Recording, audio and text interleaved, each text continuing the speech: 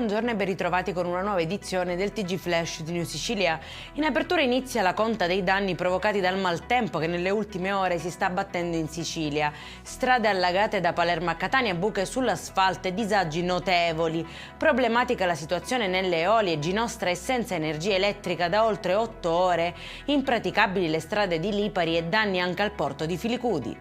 Arrestato imprenditore catanese trovato in possesso di centinaia di foto e video pedopornografici. Il materiale informatico è stato sequestrato e verrà sottoposto ad approfondite analisi per accertare eventuali ulteriori responsabilità e connessioni. Terremoto di magnitudo 2.1 sveglia Nicolosi, sempre nel catanese. Il sisma, seppur di lieve entità, è stato nettamente avvertito dalla popolazione in quanto relativamente superficiale. L'INGV infatti lo ha localizzato a una profondità di 3 km sotto la crosta terrestre. Denunciati invece 2 bracconieri maltesi in trasferta a Ragusa, trovati in possesso di 2 fucili da caccia, munizioni e 39 capi di selvaggina abbattuta senza il porto d'armi e le relative autorizzazioni. Non è la prima volta, tra l'altro, che soggetti provenienti dalla vicina Malta praticano la caccia in Sicilia senza rispettare le normative italiane.